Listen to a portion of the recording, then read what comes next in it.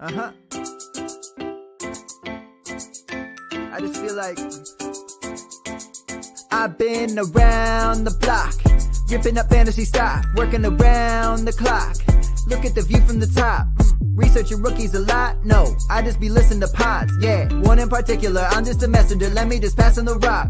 Browning, brunning, pruning, pronouncing ain't what he's doing. What he's doing is not losing, but infusing you with new things. And there's Dennis the Bennett, yeah. The man is a menace, yeah. Building a dynasty, some of the finest things. Promise you won't regret it. Sly as a fox, cultured in pop. Give him his props. Here is a thought, here is a box, and you cannot compare them at all. So don't even try. Careful with the news, but when you use a take, I take up Tony Fire. I mean Dyer, because anyone else is a huge mistake. Whoa, fantasy round table, fantasy round table, yeah. Fantasy round table. Come take a look at the crown, baby. Hey, fantasy round table, fantasy round table, woo. Fantasy round table. Come take a look at the crown, baby. Go. What is going on, everybody, and welcome to another episode of the Fantasy Football Roundtable Podcast, brought to you guys by the Pigskin Podcast Network. You can find them at PigskinPodNet on Twitter, or you can search the hashtag TPPN as we go live. It is Monday, April 11th. We are, 3 weeks away from having a full-on discussion of what happened in the NFL Draft. It's getting here closer or sooner and sooner. I cannot wait. We are, I think, last I heard it was 17 days away? It's the 28th, so 17. 17 days away. I'm glad you did the math because I would have guessed 30. So we are just 17 days away. I cannot wait. As always, though, we have got Dennis and Matt here with this gentleman. What's going on? How was your guys' weekend? I had a pretty good weekend. Kind of hung out yesterday, kind of tweaking rankings, doing editing. For whatever reason, the wife let me just kind of tinker on the computer most of the day. Did a couple little small outdoor projects. It was actually kind of nice. The boy's girlfriend come over and hung out, so she was here for a little bit. We had some dinner.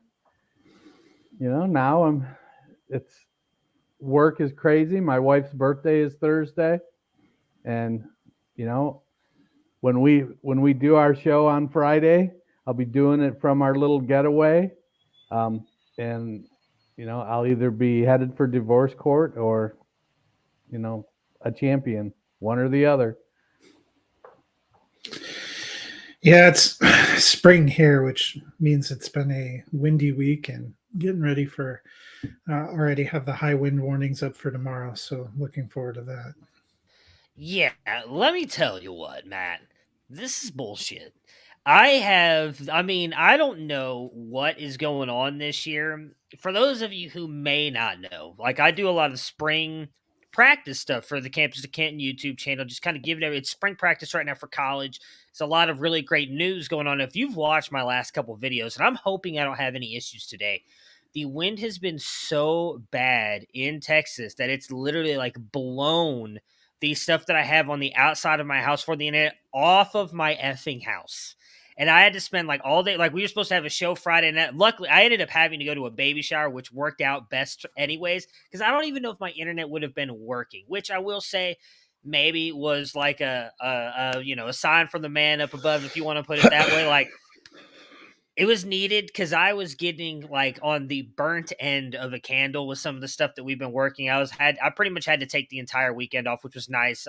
Got to go. We took kids to an Eggapalooza. We went and saw Sonic 2. I don't know if you've seen that yet. I absolutely loved it. It was awesome. I had a great time at the theaters. So it was a little bit of a blessing in disguise, but yeah, I'm hoping that everything is good. It's still saying, I'm looking right at my router, and it's still saying that the broadband isn't working. I don't know what the hell that even means, but I'm working. I know that I'm live. That's all that matters at the moment. We're just hoping we can make it through a show. And for today's show, we are going to be talking about rookies. We're going to do a lot of just kind of discussing some rookie landing spots, what we think of them at every single position, just kind of getting you guys prepared for what could possibly be coming down the pipeline in the next couple of weeks. But before we do that, there's a couple news items that we need to get to before that happens. So I'm going to save the the big one for the end. So in case we want to have a longer discussion on that, again, since we were not able to go live Friday, the Saints and the Eagles did make a trade before last time that we were live. The Eagles get pick 16 and 18. Matt, what were your thoughts here on the trade with the Saints moving up to get an extra pick? Yeah, so now they have 2 first-round picks. I mean, the logical thing would be that they added a first round and moved up to get a quarterback, which feels a little bit weird since they just re-signed Jameis Winston and then they signed Andy Dalton, and I think they signed somebody else too. But that would be the most Saints move of all time. It could also just be that they're trying to rebuild their roster without a lot of cap space, but I would imagine wide receiver probably pretty high on the list as well. Yeah, I think the Saints, I think, are in on Jameis for the next couple years. They know sort of they're in a cap strap situation. They've got Kamara. They had to let Terron Armstead walk. Their defense is really good. I think they believe that they can win. And so I don't expect them to trade for a quarterback. I feel like they're going to try to fortify their receivers, draft at least one receiver. Maybe go offensive line with the other pick. I like it from the standpoint of, if you're playing fantasy and you're close, you either need to tear it down like Atlanta is doing, or you need to go for it like the Saints are doing. At some point, it'll fall down. So when the Saints they will run out of money. I get it. The cap's going to keep going up, and it's going to keep recovering and getting bigger and bigger and bigger. So a lot of teams are making moves this year with the expectation there's going to be another spike in the cap in the next year or two. So I don't think they're going quarterback. I think they'll go receiver and probably O-line. I'm interested that you think that they're close enough to go for it, because I feel the opposite way about the Saints. I don't think they are. I think they are. Some of the reporting that I've heard from guys like Nick Underhill and not Terron Armstead. There's somebody else down there that reports on the Saints that flows through my timeline. But I think the Saints think they're close enough to make a push. And once you get in the playoffs, it's about who's the healthiest and the hottest. So, they can't get past Tampa, but they certainly I think they're going to be better than Carolina and Atlanta. Yeah, I mean, I don't think they're Super Bowl contenders, but I don't think they're far off of possibly making the playoffs. I mean, they didn't miss by much last year, right? And I think the NFC's gotten weaker, at least compared to the moves we've seen and what the AFC teams have been making. Now, I would definitely not put them as Super Bowl contenders, but I do think that there's a chance they make it in the playoffs. I do kind of agree with Dennis on the move. We did talk to Eric Moody from ESPN on Monday. The trade happened last Monday. We went live with him. So we kind of discussed it a little bit, as he is a Saints fan, and he said that he does not think they'll go quarterback either. He pays very close attention to the Saints, so shout out to him. And I do agree with you guys, though. It feels like they're probably just trying to load up on some pieces and see what Jameis Winston does. I mean, he was good for the most part before the injury, so maybe he bounces back and has a decent season there and is able to kind of keep them in contention. Now, it seems to be the new trend nowadays. When you are either upset with your team or looking for a new contract, you have your social media manager scrub everything on your social media for whatever team that you are playing for. And the new trend, or the new person doing this, is Deebo Samuel. Dennis, do you think there is any fire or smoke here on what Deebo is doing, removing all the 49er stuff off of his social media?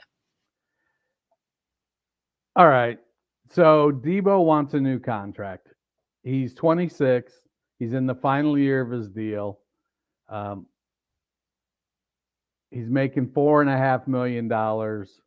That's when you compare the year he had last year to what some of these other guys are making, it seems a little out of whack. Here's my deal. Deebo has only really done it for a year. He's showed flashes. He's been good, but last year he just took a leap that I don't think a lot of people saw coming. I think that people thought he was good. I just don't think they thought he would play that good. Well, of course he wants to cash in. He's in the final year. He wants to make the most of it. And that's part of the leverage that the players have now. It's a different era. It's not the 70s. It's not the 80s. It's not the early 2000s even. You know, you join the team, you're all happy and you're posting their logos everywhere. And then when it's time to talk turkey, you're like, oh, I'm going to take all that stuff down. It's almost like Christmas decorations. Yeah, I mean, it's definitely interesting. We've seen this happen a couple times. Obviously, Kyler Murray did it earlier this offseason. Doesn't appear like he's going anywhere. The only thing that makes you wonder is we've seen some of these wide receivers move a little bit this offseason, and we know there are some teams looking.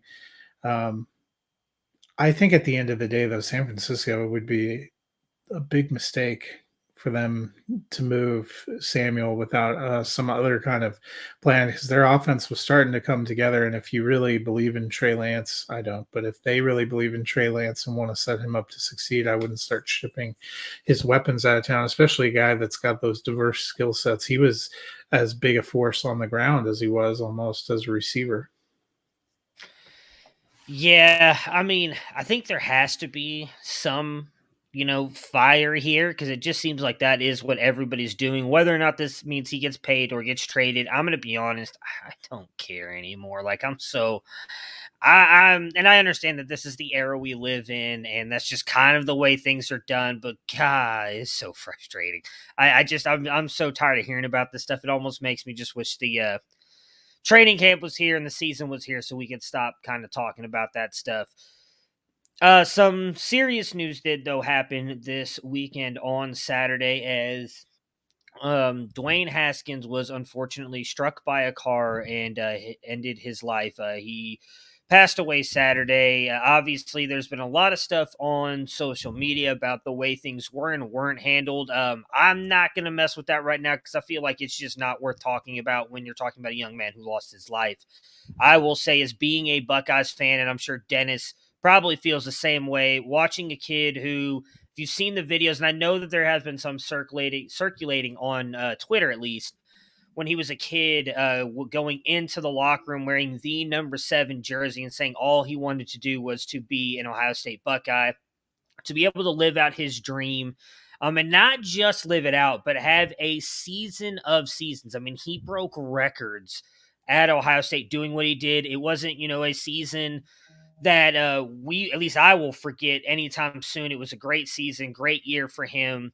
It's obviously horrible that he lost his life, but he got to do something that I would say not even 1% of the population gets to do. So he got to live his life. I'm just obviously prayers up to his family, loved ones, friends, anybody who knew him, because everything that you heard from Ohio State or teammates that played with him in Pittsburgh, Washington, talked about like how great of just a person he was, how carefree he was. So just to hear that at 25 years old too, that's always kind of a big thing for me, is to hear someone who lost their life. I mean, he's 10 years younger than me, and just to lose your life like that, I can't imagine what his family's going through, and I will continue to keep them in my thoughts and prayers, and just, wish nothing but the best for them, and as much love and everything I can send their way. I hated seeing that Saturday morning. It was kind of a rough morning, and I know, just talking to some people who are up there at Ohio State, I know they are all feeling that a lot as well. Dennis, just kind of like, what happened? What kind of were your thoughts when you saw that, unfortunately, coming across the timeline Saturday morning? I was kind of in disbelief, and then immediately my thoughts went to worst case. There were some situations when he was in Washington where he wasn't as focused as maybe he should have been, and he was, spending his spare time. Well, it was his right to be where he went. Maybe he could have been a little more game prep oriented. He was a supremely talented kid, and from all measures, one of the nicest guys. And I felt like it felt like he was turning things around in the NFL. he's going into his 4th year, and he is only 24 years old, going to turn 25. So he came into the league very young. He came into a lot of money very young. Because of his talent, a lot of things came easy for him. And as you step up in level, at some point you hit the ceiling and a door closes in your face, and you got to figure stuff out. And it really looked like he was figuring it out in Pittsburgh. I don't know that he was ever gonna, turn it around and become a star in the league, but he seemed like he was working towards becoming a productive member of a team, being able to come in and play when needed. I certainly liked his talent, his raw talent, more than Mason Rudolph. But once I heard heard he was down there working out, you saw the videos of him and Najee Harris, and it looked like he was doing the right things. I don't know why he was where he was when he was. It was, to me, I looked today to see if I could get a little more clarity on, was he jogging? What was he out doing? Was it a freeway, a highway, just a busy road? I've heard he was trying to cross 5 lanes, and I don't know all the details yet. And I want, his memory to live on as somebody who was joyous and worked hard, and while being human, was certainly trying to make the best decisions he could as a young man. Yeah, definitely a tragic story. Some of the, some of the reactions we've seen from NFL reporters and people have been pretty disappointing. Some of the tweets and some of the on-air comments. But it's, my heart goes out to his family, also to his Steelers teammates, because they were down there working out together. Those kind of things hit you hard. It's never easy to lose somebody, especially somebody somebody who's so young. So just a very tragic story. Yeah, I mean, I definitely think, especially like you said, the Steelers, his family members, Ohio State, who I know he's still very close with a lot of those guys. Like the amount of time that you have to put in, you hear people talk about that all the time, right? In any sport, not just NFL, baseball, soccer, basketball, like those guys really kind of become your second family because you have to spend so much time with them. You saw Chase Claypool had a thing on Twitter about just finding out about it. He, like Dennis mentioned, there's a video of him with Najee, I think it was 12 hours before the accident occurred. So it's just, I can't imagine what any of those guys are going through. And just to get my thoughts and prayers go to all of them.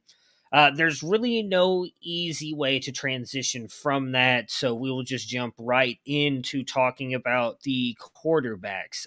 We've got a lot of dissension around this position in the NFL draft. Some people think we've got multiple QB1s. Some people think we've got a bunch of guys who deserve to go in the 3rd round. The evaluations on this quarterback class are all over the place.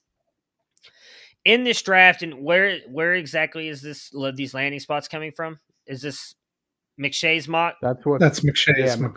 Okay, so this is from McShay's latest mock. Got Kenny Pickett at 106 to Carolina, Malik Willis at 120 to Pittsburgh, Desmond Ridder at 1.32 to Detroit, Matt Corral in the 2nd round, 40th pick to Seattle.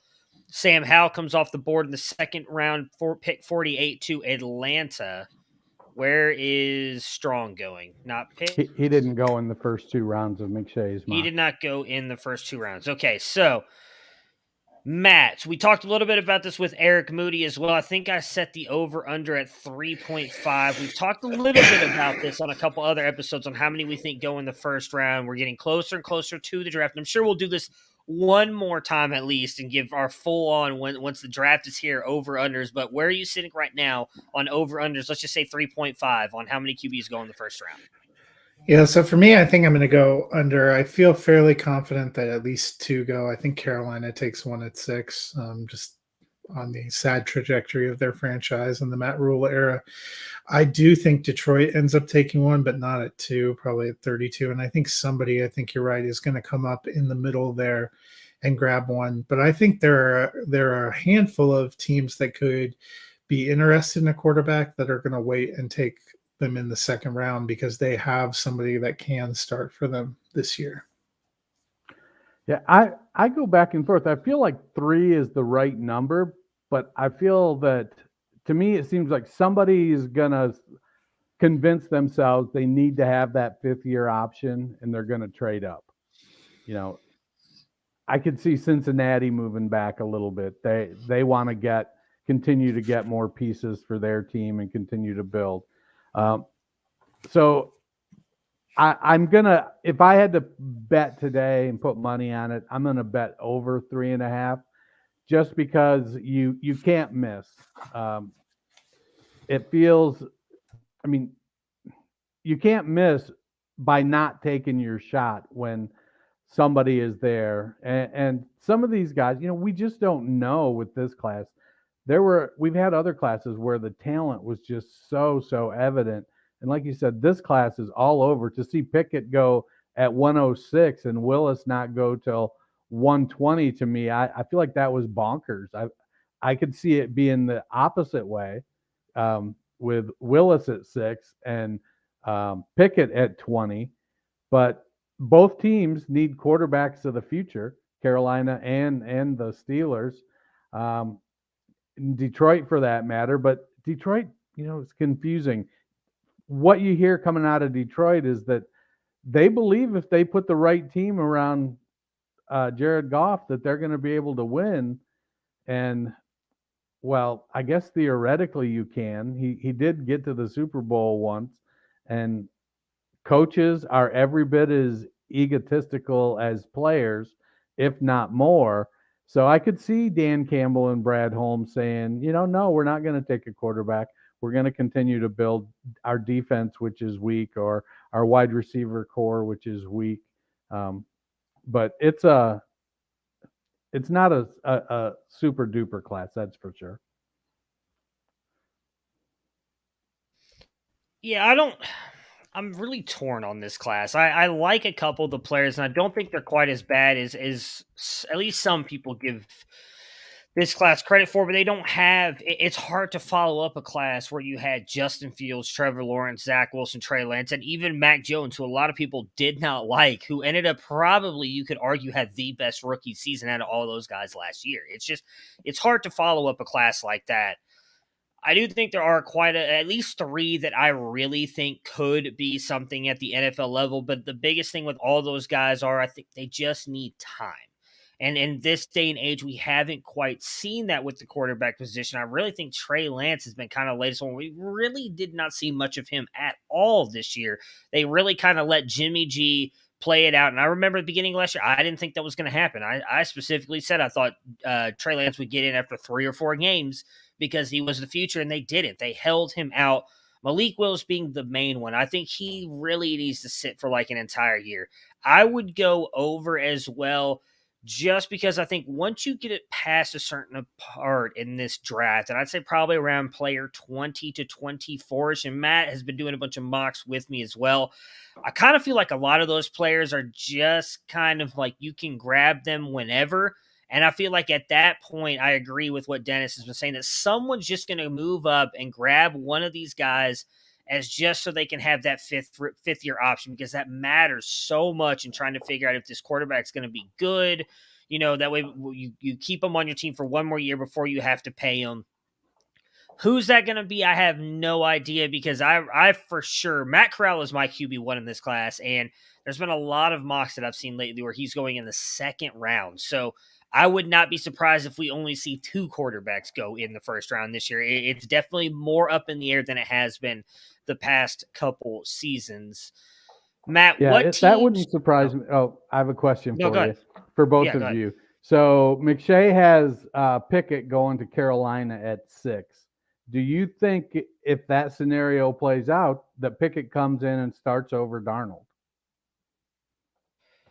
I mean, they're about the same age. I honestly don't know. I think that's a Russell Wilson, Matt Flynn situation, if I can use it that way. Like, I think if Pickett comes into camp and plays well, then yes, I think like Sam Darnold is going to have the shortest leashes. Like it's going to be ridiculous. But I think if Pickett doesn't come in there and play really well in camp, like Russell Wilson did when he was a rookie for the Seahawks, then they'll still play Darnold. I mean, I think Pickett. There's two quarterbacks I think you could throw in day one and they'd be fine, and that's Pickett and Ritter, just due to their age, how long they've been playing. And from everything, at least I've read on Ritter. I'm not very big on Pickett. I'm just going to be honest. Ritter seems to have like a very good NFL mind, IQ. I did a lot of research on him, where he was in the play calling room with Lou Fickell and their offensive coordinator, who is now at LSU, and I can't remember his name. But he was in there like drawing up what they were going to be running offensive wise with the coaches every single week. He was in there watching film with the coaches and deciding what they were going to put in the playbook. Not a lot of quarterbacks get that. So I do think that he would be ready to go from an IQ standpoint and then pick it as well, if they were, depending on where they were drafted. But I do think they would have to be good in camp. So if you had to give me now, I'd say it's a 50-50 shot. I'd probably lean Pickett because we know what Darnold is, but I don't know that I'd feel great about it. And I feel like Carolina's management is out on Darnold. At least Matt Rule seemed to be. So, yeah, that's my thing. So does Matt Rule use bringing in a rookie quarterback as his crutch to get another year if the team stinks to high hell again? I think if he doesn't have a decent season, he's gone regardless. It just seems like that relationship has really soured compared to what it was a couple years ago. So I don't know that make it better, though. So you bring in Pickett. He struggles because he's a rookie. It's not a great class. He may not be great. You fire the coach who drafted him. Now you've got a quarterback that maybe the new coach isn't in on, and the team is just like. I agree with you. I think it's a horrible pick if you're just asking me personally. Now, again, I don't work in any NFL front office. I'm sitting in a chair down in Texas in a little office. Like, I'm not working in the NFL, but if you were asking me, I would do what the Chiefs did, and I would try and just build out my team and grab quarterback then. There's so many other like Carolina's not a quarterback away from being a contender. They're just not. They don't have any second round pick, I believe. I don't even think they have the third round pick. I would not be taking a quarterback at 6. I would take the best player available, play one more year with Sam Darnold, and then go from there. I don't know that you couldn't get a Jimmy G in free agency or whatever. Like, I know that Matt Rule doesn't want to do that because he, I think, realizes he's on the hot seat as well and he wants to try and win. I would definitely not grab Kenny Pickett. I just don't think Kenny Pickett's going to be that good at the NFL level. That's just my opinion. So it's going to be interesting. I think they're set up for failure, in all honesty, whichever way they go. If they take them, or I guess I should Matt Rule is. I don't know that Carolina's set up for failure. Matt Rule, right. I think, is set up for failure regardless. So I don't know. Set up for failure. The Carolina Panthers story. It has a nice ring to it. Matt, what teams do you think will look for quarterback in the NFL draft? Well, I already said I think Carolina takes one. My thought about Detroit is not that they want them to start right away, but because they have the luxury of Jared Goff and sitting in there, and they actually have some nice pieces. They were frisky last year. I think they could win, but that's a team I wouldn't be surprised. I think Pittsburgh at some point takes a development, whether that's first round or wait to see what drops to you in the second round. Seattle would be another candidate to me. Washington, I don't know that they're all in on Carson Wentz, or that anyone can be all in on Carson Wentz right now. Philadelphia has shown proclivities toward wanting to have other options behind Jalen Hurts. The New York Giants would not surprise me. They've paid lip service to being all in on Daniel Jones, but they haven't picked up that fifth-year option. They sort of hedged their bets by getting Tyrod Taylor. Wouldn't surprise me if they saw somebody they like drop into the second round that Brian Daboll thinks he can work with for a few years. And New Orleans, I wouldn't be surprised if they took a development. I think if teams are honestly looking at this more as, not that it's a bad class, but more of a, you should have a plan for 2022. Most of the teams that entered the offseason where we thought they had a real question at quarterback have at least given themselves a 2022 option. which is probably what you would do if you evaluated this class as a group of guys that maybe you don't want to throw out there on week one. And honestly, we saw that 2021 class that was celebrated. Those guys did not all have a lot of instant success. I mean, we have had a lot of moments of pause even for Trevor Lawrence and Justin Fields because of what the adjustment to a really mediocre NFL team can be. So maybe that's some of the thought for these teams as well. No, I would love to see Ritter go to Tennessee and sit behind Ryan Tannehill. I mean, the sun is setting. I think his skill set is very similar with the mobility, good arm. They don't have a second round pick, so I don't see them taking him in the first round. I think that would be a beautiful fit. At some point, Tampa's got to bring in somebody to compete with Kyle Trask in 2027. Is this the year they do that? There's Pittsburgh, New Orleans, all good. I think here's the hard part for me is they're all developmental quarterbacks. So by and large, so you really want to take them in the second round. You don't want to spend that high draft capital on them, but because they need some time to develop, you really want to have that extra year of contract to keep them around to make sure you're setting them up for success and you're not having to pay them too early. It's quite a conundrum there. Yeah, I mean, you mentioned Atlanta. I actually would love to see Desmond Ritter go there. They really only have Marcus Mariota, who I think Ritter kind of compares favorably to him. On top of that, we saw what Arthur Smith was able to do with Ryan Tannehill, and I think a lot of people I've seen comped him to Ryan Tannehill, as in Desmond Ritter to Ryan Tannehill. So I think him going to Atlanta would be really intriguing because of what Smith was able to do for Tannehill. I think it'd be a great spot for Ritter. I mean, obviously the easy ones are Pittsburgh. I've seen a lot of people mocking Malik Willis to Pittsburgh at 20. We know that they need a quarterback. Would they be willing to take a Malik Willis when, in my opinion, they are really a quarterback away from being a Super Bowl contender? I don't know. I feel like he's the furthest away from being ready. Does Indy take one? Houston, I know they said that they're all in on Davis Mills, but I don't know if I would be. I think the only division that's like really set with their quarterbacks is the AFC West. They really seem to be the only division in the AFC that's set with their quarterbacks. You go into the North.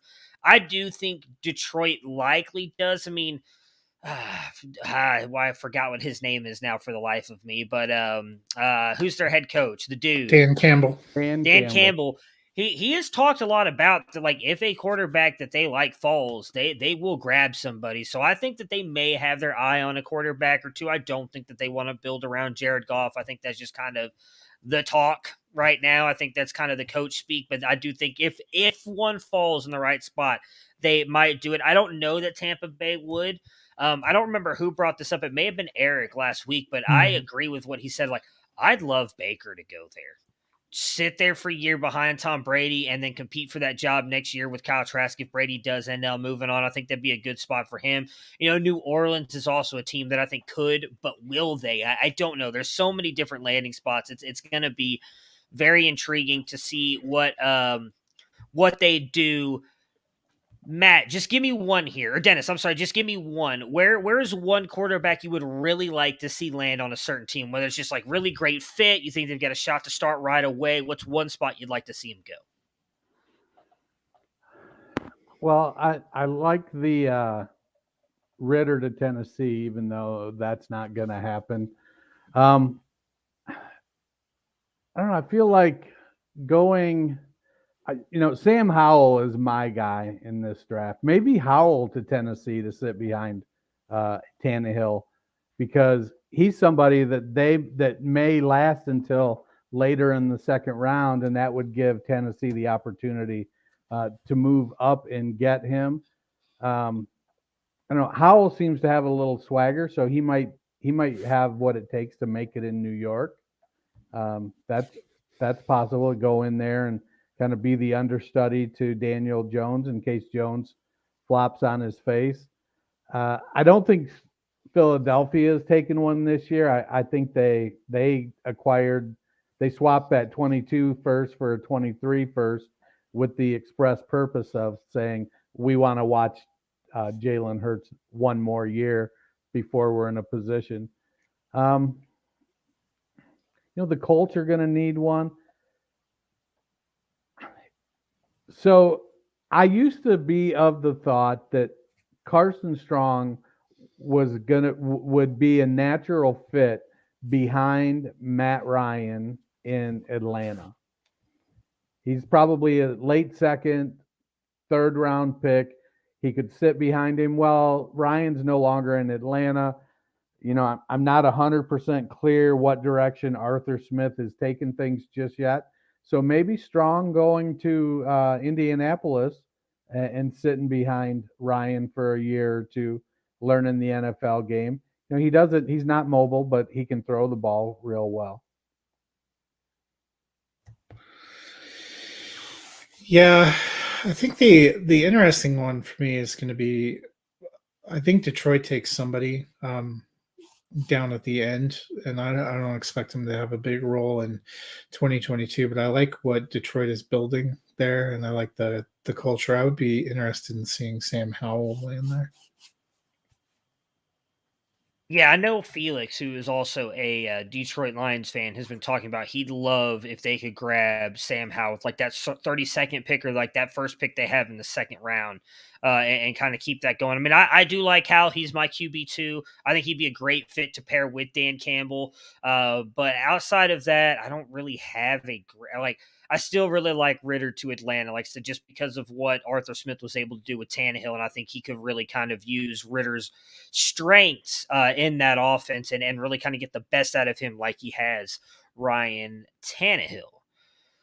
All right, let's talk a little bit about the running back rookie landing spots here. So he does have, I believe, if I'm reading this right, do Hall, Walker, and Spiller go in the first 3 rounds? Yes? No, I don't think I saw any in there.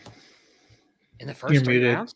Dennis. He only did 2 rounds in the one that we were looking at. Makes a little bit more sense. All right, so Matt, do any running backs go in round 1? And yes or no on that? I'll follow up the second one. Hang on. How many do you think any running backs go in round 1?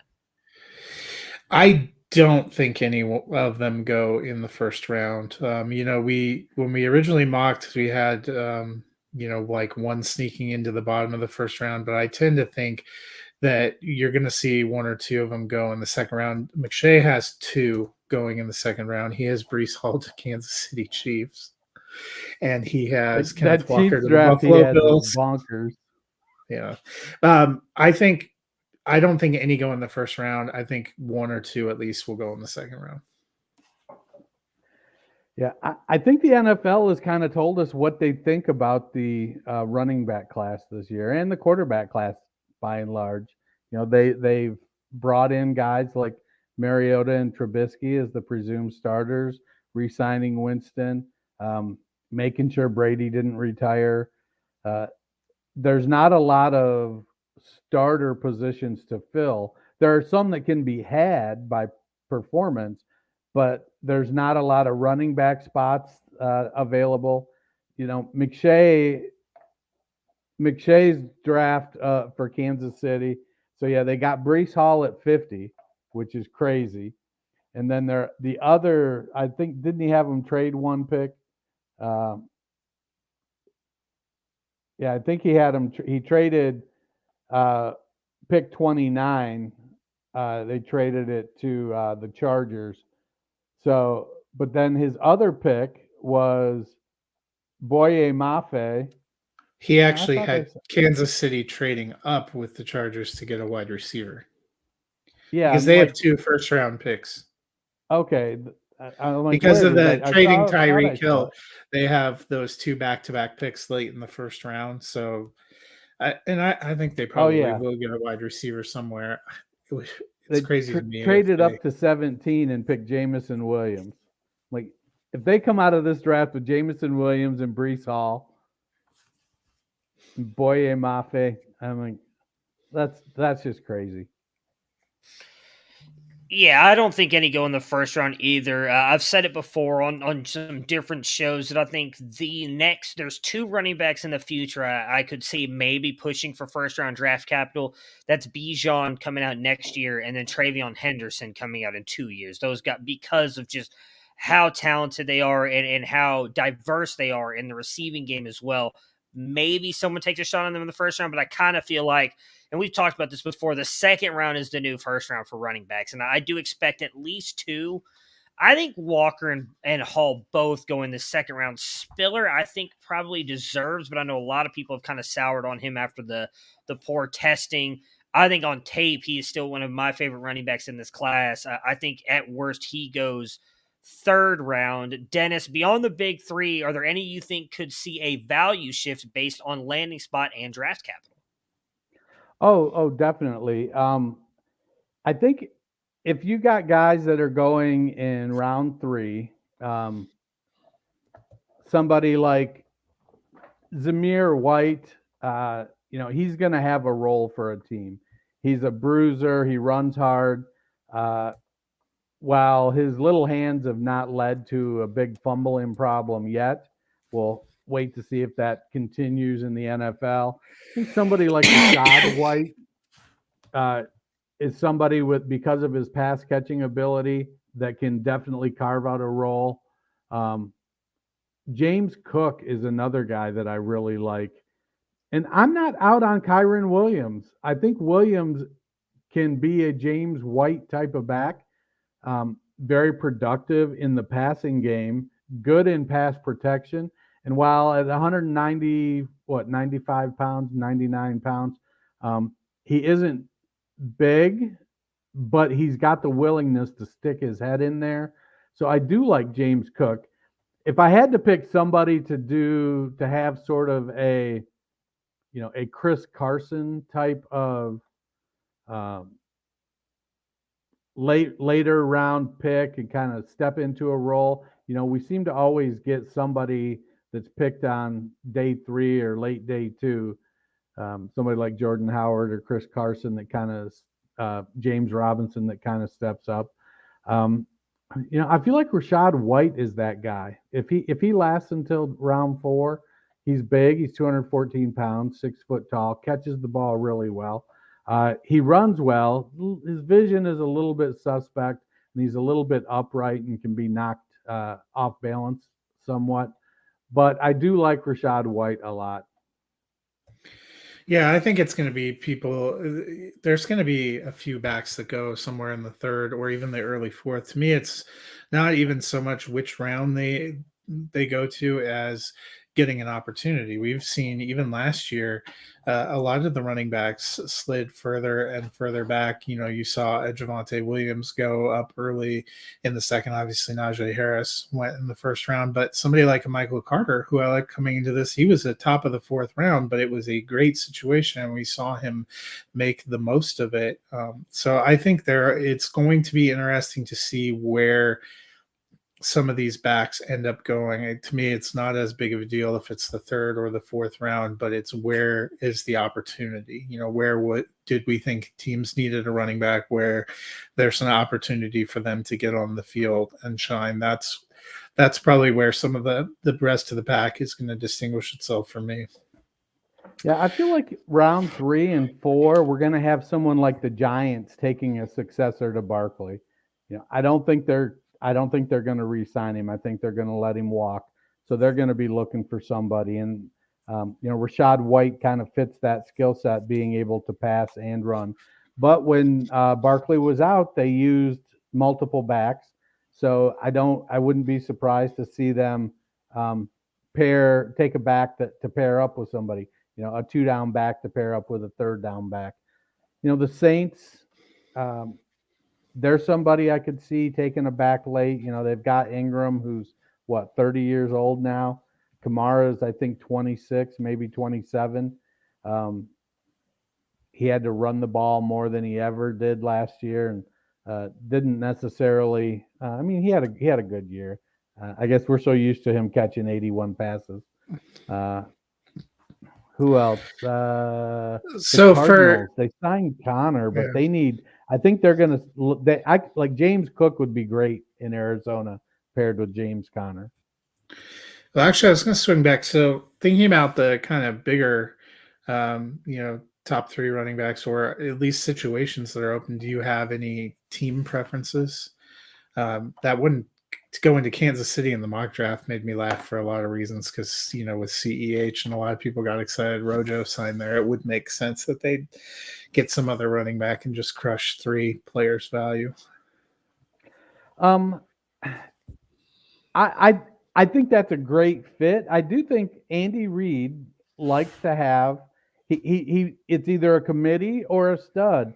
He doesn't care which it is. He'll run his offense in whichever method it is.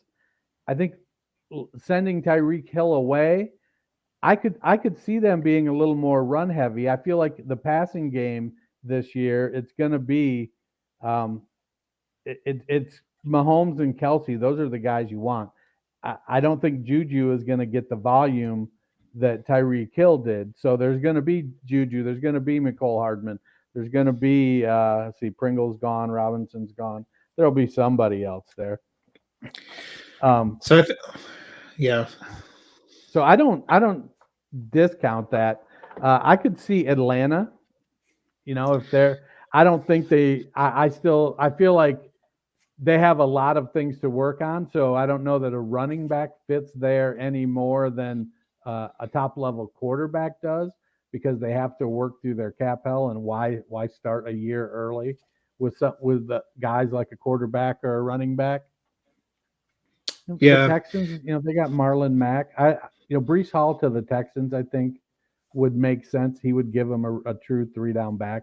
As much as I love Marlon Mack, I'm not convinced he can after coming back. He's a couple years removed from the Achilles, but I just don't know that it's going to be quite the same type of production out of him. Yeah, Houston's a team that I looked at that I thought that opening was attractive. You mentioned kind of a later round back going to Arizona. I wouldn't be surprised if Arizona comes up and does one in the second or third, finds an opportunity to get somebody who's a good pass catcher, because with Chase Edmonds out of there, Edmonds carried the ball, got plenty of passing opportunities. I think we saw James Conner. They loved what he gave them as kind of the bruiser and the goal line guy. As much as it would break my heart for my Devin Singletary shares, I actually really like the Kenneth Walker to Buffalo, because I think Buffalo is a team that's a very good offense that we've constantly wondered what they're doing at running back. That could be interesting. If you're thinking about like a late 3rd or 4th round, I still feel like Miami's not done building their backfield, and I like that running scheme that Mike McDaniel has. I'd be interested in the potential value of somebody going there. And Seattle is another team that's constantly been run first. It seems like Chris Carson's health isn't great. You don't hear much about that. I know Rashad Penny looked good when he was given a chance, and they sort of re-signed him back, but I doubt that they're done building their backfield. So those are some spots. I wouldn't mind seeing Kenneth Walker go to Miami. Even though they've signed Edmonds and they've signed Mostert and they've got Gaskin, I think his skill set as a runner, he could be electric there. Yeah. Well, let's shift a little bit to wide receivers. Unlike running back and quarterback, it seems like wide receiver is a little more highly prized out of this class. How many of those guys do you think will go in the first round? I'm going to say the over-under number being 6.5. Let's see. McShay has 2, 3. See, he's got me. I'm a little nervous about Chris Olave. I feel like he is a. I think so. Let's see. McShay has 7 going in the first round. Olave at wide receiver 3 makes me a little nervous. I think receiver is a skill position that's bountiful this year, and there's some different types of receivers. You've got some, smaller, denser guys like Jahan Dotson. You got some long and lean guys like Christian Watson, Garett Wilson. It was interesting. I was listening to a show the other day that they talked about Garett Wilson, and all they talked about was his arms and legs are everywhere. His balance is terrible. He runs. He's constantly throwing his arms and legs around. And then I listened to another one, and they're like, he's got the best body control in the class. And I felt like those seem to be at odds. The comparison was Olave runs really, really smooth and doesn't have a lot of wasted motion, whereas Wilson has more wasted motion, and it tends to throw him off balance. But on the other end of it, Olave, it doesn't take a lot to bring him down. I feel like Wilson is a lot more dog. So McShay has 7. I feel like that's a good number. If you were to set the over/under, what'd you set it at? 6.5. 6.5. I think I'd take the gamble and go with the over. Yeah, I'm taking the over too, especially, the big question will probably end up being Green Bay, because every fiber of their being tells them not to draft a wide receiver at the top of the draft. But after Adams went, after we saw Tyreek traded, I think some of those teams that we thought might go wide receiver probably are locked in. I think the Jets go, the Commanders could. Dallas has never met a wide receiver situation they can't cock up by taking another one. So you just never know what's going to go in the middle. I think we're going to end up with a lot of them. I wouldn't be surprised if a lot of them go kind of out in the 20s as we're coming toward the end of the draft, too, where teams are going to start picking for value and picking for people who can contribute. So McShay has Dotson going to Green Bay at pick 22. Or not, and McShay has that. So Mike Clay's projections, he has Alan Lazard leading the team with 86 targets, Randall Cobb with 74, and Amari Rodgers with 68. If Jahan Dotson goes to Green Bay at pick 22, does he immediately move to the top of the pecking order, or is he going to have to earn it? I mean, because Dotson's checking in, I don't have his height weight. I think he's like those are some horrendous target numbers. How many targets does he have for Aaron Jones? Because are we just projecting Aaron Rodgers to look like Jordan Love? Aaron Jones has 74 targets projected by Mike Clay. If you told me 174, I would still believe it. So now he has Rodgers attempting 558 passes, which is not actually that many by some of the more elite passing offense standards. How many wide receivers do you think go in the first round, Matt? I set the over/under at 6.5. That's a lot. I'll go under. I think 6. Trying to think of who. I don't know, because you've got. Let me pull up my thing here really quick. I guess that projection isn't that bad for Rodgers either, because he only had 531 last year and 526 the year before. I mean, because there's a lot of talk, obviously, that the Chiefs will go wide receiver. Do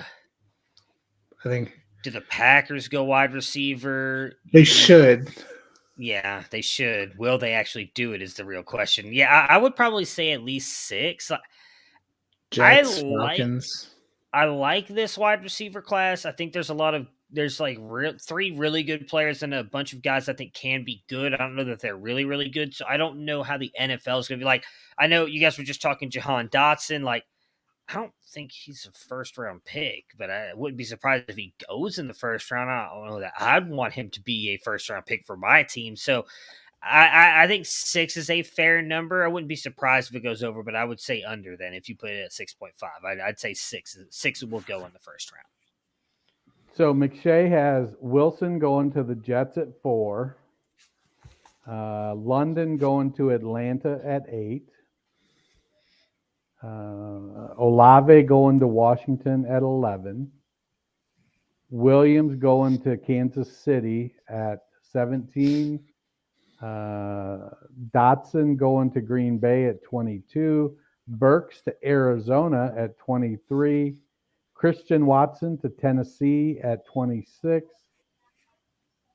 And that's it for the first round. I can't fathom Tennessee actually taking a first-round receiver now that they went and got Robert Woods. Yeah. I wouldn't be surprised if they draft a receiver. I just don't think it's round 1. Matt, do you think this will be a big draft for wide receivers? Oh, go ahead, Dennis. Well, I was going to say, if Watson goes to Tennessee, he has A.J. Brown projected with 130 targets, Robert Woods with 94, and Westbrook Akina with 67. So, like, where's his path to targets? It seems a little questionable. It's down there with Des Fitzpatrick. Yeah. Isn't that who they took last year? I mean, that draft last year tells you everything you need to know about how Tennessee feels about taking a wide receiver. If they took one in the first round, I might have a stroke, but only after Mike Vrabel had a stroke. I do think it's going to be a good receiver draft, though. I think we're going to see quite a few go, because there's a lot of teams that seem to want and need them, and it feels like there's more interest in the wide receivers of this class than there are in some of the other positions. So what do you think of London going to Atlanta? Because right now, granted, I just pulled these numbers off of McShay's projections, or not McShay's, Clay's projections yesterday. So he has Olamide Zaccheaus leading the wide receivers, with 73 targets. He has Kyle Pitts at 115. Second on the wide receiver totem pole with targets is Kaderil Hodge with 63, Auden Tate with 47, Frank Darby with 37. So it feels like there's an opportunity for Drake London to get 100 plus targets as a rookie.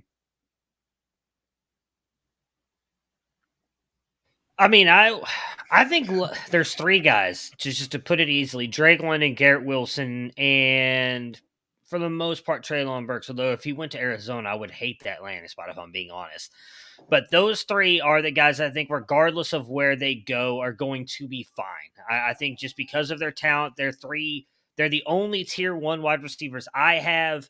Those are the guys that I think, regardless of what offense they go to, they should be fine for fantasy. Anybody else, I think landing spot does matter. Like, I don't love Jahan Dotson to Green Bay.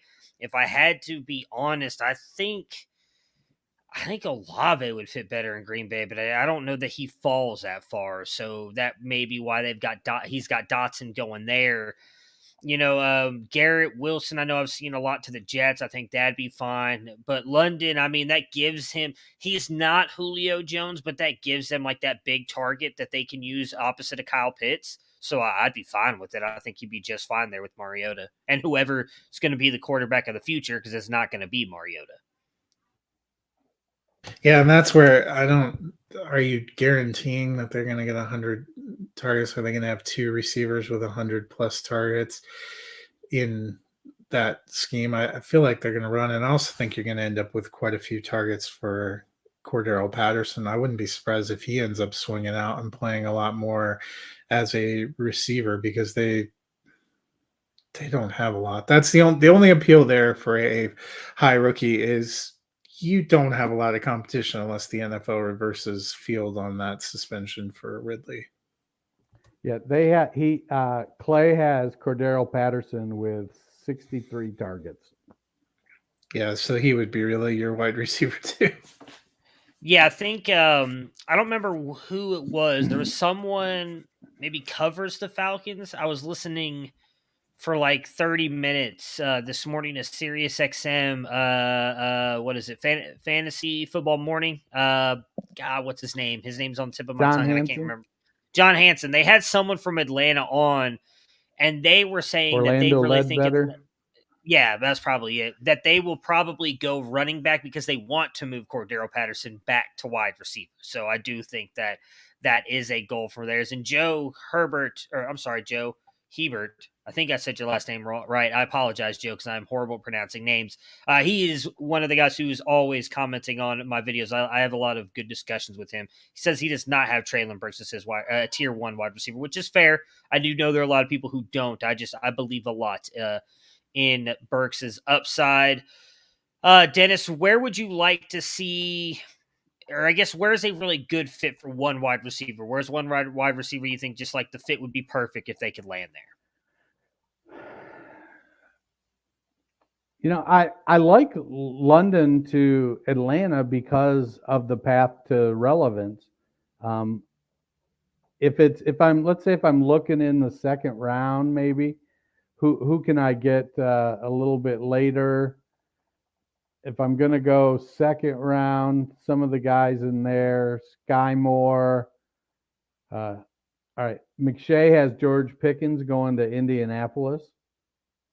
I feel like Pickens, to me that would be like it's hard to put Pickens, a presumably healthy Paris Campbell, and Michael Pittman Jr. in there as receivers when you've got Jonathan Taylor and all you want to do is like run the ball most of the time. So I don't know if I want to like that because I like George Pickens, but I don't know if that's it. Yeah, I could, Pickens is somebody, because he's coming off a health issue, he's somebody I could see maybe going to Tennessee and playing as the wide receiver 3 or 4 for the next couple years, and then in year 3 breaking out with Robert Woods moving on. That would be a good fit. Do we want to who do we need in Washington? You've got McLaurin, you've got Samuel, another guy who struggles staying healthy. Is Diami Brown gonna break out? Like, is it? What would fit there? Is John Mechie a guy that would be like a possession receiver that would pair well with Samuel and McLaurin? It's there's so many receivers that I'm starting. We got spoiled in my eyes starting with like the Odell Beckham class and having so many receivers have great rookie years and then stuff. So I feel like I'm trying to move towards guys that are good, that can go into a good situation and wait their turn. So if somebody goes somewhere like Tennessee where they can sit behind Woods and AJ Brown, I think that's good. Who else? If they go somebody that goes to Tampa, Mike Evans is gonna stop catching 1,000 yards worth of receptions at some point. So with Godwin and Evans there, somebody that could step up in a couple years, or maybe step up sooner and be the wide receiver 3. It was disappointing that Tyler Johnson and Scotty Miller, when given the opportunity over the last couple years, kind of fizzled out. Going there, Houston seems to have a good opportunity to get targets. So putting somebody there that could, George Pickens to Houston to complement Brandon Cooks would be a nice fit. Yeah, I liked the Wilson to the Jets because that would be very fascinating to see him and Elijah Moore. They have Corey Davis. I like Michael Carter. That would really, you would know whether Felix's guy, Zach Wilson, is the answer or not because you've surrounded him with a really good young core around there. And then I'm really going to be fascinated. I think the Chiefs are taking at least one receiver with one of their first round picks. I like what they've done with Juju and MVS, maybe creating more of a team approach. Mecole Hardman's there, but I think there's a big opportunity when you're playing with Patrick Mahomes, and whichever are the ones that they go get, I'm going to be curious to see how that goes. Yeah, I mean, I like I said earlier, Garett Wilson has been mocked to the Jets by a lot of different people. I agree. I'd love to see that there. I think Zach Wilson is a decent quarterback, and a guy like Garett Wilson could really help him. And again, Garett Wilson's one of those guys I think regardless of where he goes is going to thrive. I mentioned Chris Olave earlier. I think just with how old he already is, how good of a route runner he is and everything, I think he would fit well with Rodgers. We always worry about those rookies getting paired with Rodgers and when we trust him. I think Olave would be a little bit different. He would be a good fit, in my opinion, for the Packers offense. And then whoever the Chargers draft, because I feel like they're going to grab a wide receiver at some point. Whoever is drafted and is paired with Justin Herbert, I'm all in on, because I think that's just going to be a phenomenal landing spot. So before we get out of here, Dennis, is there anything from the Dynasty Nerd side you'd like to key our listeners in on? Well, I would love to talk about the Dynasty GM. We're working fast and furious on version 2.0 that's going to roll out here in a couple of months. It'll be bigger, better than ever. Do you want to dominate your Dynasty League? The Dynasty GM from Dynasty Nerds is the tool you need to get the job done. It integrates seamlessly with your MFL, Sleeper, Flea Flicker, and FFPC leagues. Use the League Analyzer to identify your team's strengths and weaknesses. Use the Trade Calculator to put together league-winning deals. The Player Shares Tracker keeps track of your rostership and get exclusive rankings and more. Use code ROUNDTABLE for 15% off. That's all one word, ROUNDTABLE, for 15% off the monthly or annual subscription.